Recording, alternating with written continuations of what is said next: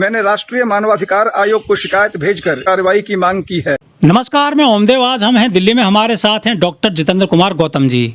गौतम जी, मेरठ प्रकरण में सब लोग टकटकी लगाए देख रहे थे कि बहन जी कुछ ना कुछ बोलेंगी, कुछ करेंगी, न्याय दिलवाएंगी। उन्होंने प्रेस कॉन्फ्रेंस करी, लेकिन उस प्रेस कॉन्फ्रेंस में बहन जी ने कहा कि आंदोलनकारियों, तुम्हें सड़क पर आने की जरूरत क्या है। तो जैसे उन्होंने यह बयान दिया तो कुछ लोगों ने, बुद्धिजीवी लोगों ने बहन जी को जो है निशाने पर ले लिया और कहने लगे कि बहन जी, आपसे ये उम्मीद नहीं थी, आपके लिए हम सोच रहे थे कि आप न्याय की बात करोगे, बहन बेटी को न्याय दिलवाओगी। आप पूरे मामले को आप किस तरह देखते हैं? बहन जी के बयान की मैं घोर निंदा करता हूँ, मुझे कोई शक नहीं है इसमें, नहीं है। बहन जी का जो बयान है कहीं ना कहीं वो अपराधियों के साथ है। जो एसएसपी साहब ने जो किया, कहीं ना कहीं वो बीजेपी सरकार के साथ में, योगी सरकार के साथ में और एसएसपी के साथ में कहीं ना कहीं खड़ी हुई है, जिस तरीके से बयान है, और मैं उसकी निंदा भी करता हूँ।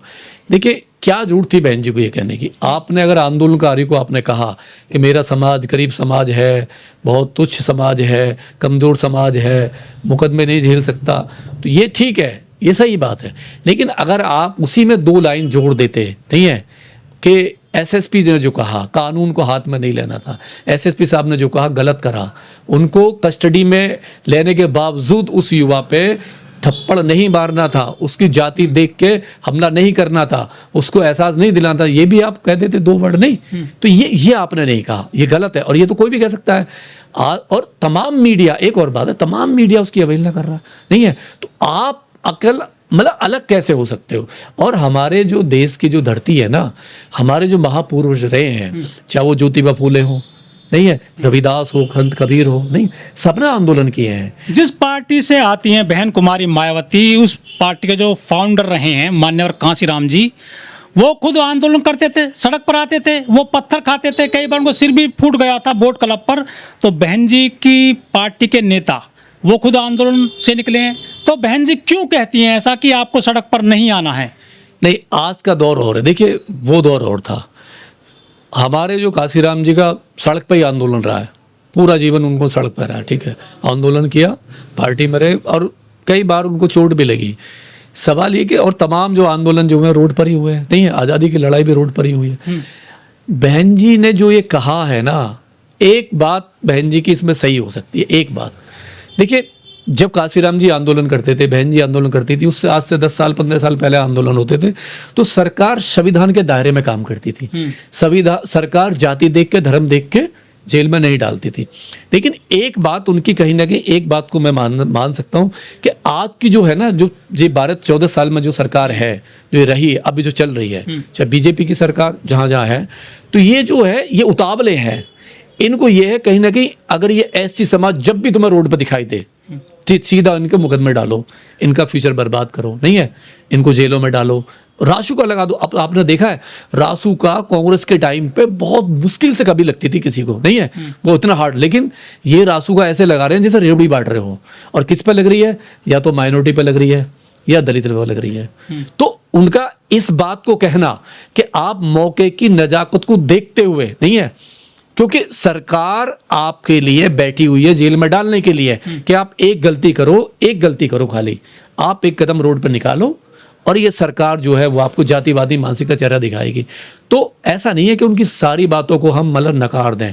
एक, क्योंकि देखिए, बहन जी एक समझदार लेडीज है, नहीं है, ऐसा नहीं है, समझदार लेडीज है, और राजनीति भी की है उन्होंने, ऐसा नहीं है। लेकिन आंदोलन तो खुद बाबा साहब ने भी किए थे। डॉक्टर BR अम्बेडकर कालाराम मंदिर के लिए आंदोलन किए, और जो महाड़ तालाब है उसके लिए आंदोलन किए। उन्होंने जो है पत्थर खाए थे।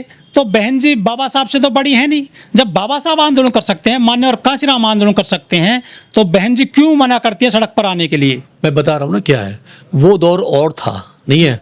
उस टाइम पे बाबा साहब ने आंदोलन किए, कांग्रेस का टाइम था, अंग्रेजों का टाइम था, नहीं है। उस टाइम पे FR नहीं होती थी। घर में बैठ के आपको ना तो मिलेगी कुर्सी, ना मिलेगा आपको हक ना अधिकार, आपकी रोजी रोटी जा रही है, आपकी बहन बेटी सुरक्षित नहीं है सर। नहीं। जब तक आप रहेंगे घर में तो आपका शोषण तय है। देखिए, सुनो, उसका नतीजा बीएसपी भुगत भी रही है। अगर बहन जी घर में बैठकर राजनीति करेंगी या कर रही हैं, जो आप 12-13 कितने साल हो गए, 17 साल हो गए, 14 साल हो गए, 14 साल से घर बैठी हुई हैं। और अगर यही राजनीति वो करी, घर बैठ के करी, और वो रोडों पे समस्याओं को लेकर नहीं आई, जहां जहां बच्चों के साथ में कुछ होता है, भाई बहन जी को कौन रोकता है? आकाश आनंद को कौन रोकता है? आकाश आनंद की शर्ट क्यों नहीं फटती है?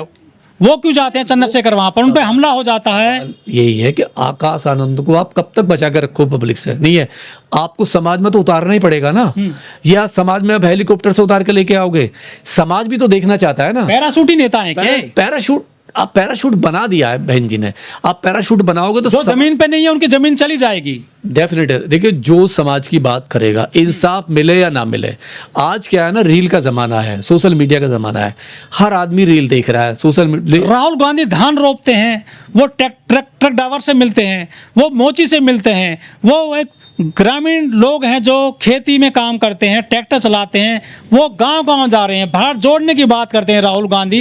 लेकिन बहन कुमारी मायावती क्या कोठी से बैठकर सत्ता में आ जाएंगी ऐसे? देखिए क्या है, राहुल गांधी जी को बहुत शलूट है। राहुल गांधी मोची साहब से भी मिल जाते हैं, धोबी से भी मिल जाते हैं, वेंडरों से मिल जाते हैं, कुली से मिल जाते हैं, लेकिन राहुल गांधी वहाँ नहीं जाते जहाँ हमारी बारातें रोकी जाती हैं। बाबा साहब की शोभा यात्रा रोकते, वहाँ राहुल गांधी के बहन जी जाती है वहाँ पर? वहाँ राहुल गांधी, बहन जी के भतीजे जाते हैं क्या वहाँ पर? देखिए, बहन जी ने तो पूरा अपना कब्जा कर लिया है कि मुझे अनलॉक कर लिया कि मैं बात नहीं करूंगी, मैं नहीं जाऊंगी। लेकिन जब राहुल गांधी पन्ने पलटने से, पीसी करने से अब आपको सत्ता में नहीं आएंगे ना, आप पे अत्याचार खत्म होगा इस तरह से? नहीं मिलेगा। नहीं, मैं खुद कह रहा हूँ, मैं कह रहा हूँ ना, घर बैठी हुई है और बुरा हाल होगा। जीरो है ना, अभी जीरो है ना, और जीरो होगा। कब तक मरेगा पिटेगा? कब तक दलितों का अत्याचार होता रहेगा? कब तक रोटी बेटी पे अत्याचार होता रहेगा आपके? हमारी रोटी पहले छीन ली गई है।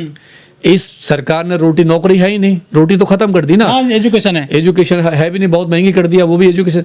रोटी से, एजुकेशन से हम दूर होता जा रहा है समाज। अब बेटी थी, बेटी को इन जालिमों ने, जो दरिंदे घूम रहे हैं ना ये, और ये नहीं छोड़ रहे, और जो हमारे जो नेता आ नहीं सकते, सड़क पर आ नहीं सकते, और जो हमारे जो नेता है, जो हमने नेता चुने हैं, जिनको सरकार, जिनको हमने राजा बनाया है, रानी बनाई है, जिनको किंग बना दिया है, वो घरों में बैठ कर तमाशा देख रहे हैं, वो रोड पे नहीं आ रहे, वो कोर्ट में नहीं आ रहे। मतलब एक मेरी समझ में नहीं आ रही। बहन जी ने कहा कि कोर्ट से न्याय मिलेगा, कोर्ट में आपके जज पर जूता फेंका, तब आप कितने रोड पर आई? मैं उस वक्तव्य के बिल्कुल खिलाफ हूँ। हमारे समाज में इतने लोग अभी धनंडे नहीं है, इतने पैसे वाले नहीं है। कोर्ट से इनको न्याय मिल जाएगा? कोर्ट में जाएगा कैसे? हाई कोर्ट में की फीस कितनी है? सुप्रीम कोर्ट कैसे जाएगा? फीस कितनी है? एक गरीब आदमी जो 1000 रुपए कमा रहा है, 5000 कमा रहा है, थाने में इंसाफ नहीं मिल रहा, क्या वो महंगा वकील कर सकता है? यदि कोर्ट से न्याय मिलता, बहन जी ऐसा कहती हैं कि कोर्ट से न्याय मिलेगा, तो सबसे ज्यादा जो मुजरिम है जेलों में वो SC ST हैं। मैं बहन जी को क्यों वो राष्ट्रपति याद नहीं आई? जब देश में मुर्मू बनी और उन्होंने सम्मेलन एक किया, एक परिषद उसमें थी, वो जजों के उसमें थी, एक सम्मेलन में छोटी छोटी घटनाओं में वो जेल जा रहे हैं। उन्होंने खुद, राष्ट्रपति ने खुद कहा कि जो SC ST है, ये केला चोरी पे, बकरी चोरी पे इनको 10-10, 5-5 साल की सजा है, इनकी बेल नहीं होती है, यानी कोर्ट से उनको न्याय नहीं मिलता है। तो बहन जी वो राष्ट्रपति के वक्तव्य को क्यों भूल जाती हैं? सवाल है कि बहन जी राजनीति करो, ठीक है, आपको 3% की चिंता है, ब्राह्मण की चिंता है ना 3% की, और जो 18% गुलाम है आपका, जो आपके समाज का ठप्पा लगा दिया ना आपने उस पर, ये तो BSP का गुलाम है, तो आपका वो ज्यादा दिन गुलाम रहेगा नहीं अगर यही आपकी विचारधारा रही। अगर आपने काशीराम जी की विचारधारा को ध्वस्त किया, खत्म किया, और आपने अपने इसमें नजरिए में बदलाव नहीं किया, जो अपने गलत वक्तव्य है, मैं बिल्कुल खिलाफ हूँ। हालांकि मैं तमाम मेरे इंटरव्यू बहन जी के कभी खिलाफ नहीं गए, हम सपोर्ट करते रहे, हम उनके कामों की तारीफ करते रहे, लेकिन अगर वो SSP पांडे को गलत नहीं कहती हैं और समाज को कहती है कोर्ट में चले जाओ, क्या ब्राह्मण वोट देगा BSP को? ब्राह्मण क्यों वोट देगा BSP को? ब्राह्मण वोट अब नहीं देगा, ब्राह्मण वोट, वो जमाना मतलब चला गया, 2007 वाला जमाना होगा क्या? मतलब ही नहीं होता, आप किस उसमें हो, मतलब ही नहीं होता। फिर एक और बात है, आप तो गठबंधन में भी नहीं जाते हो, नहीं है, तो आप कैसे सरकार बना सकते हो?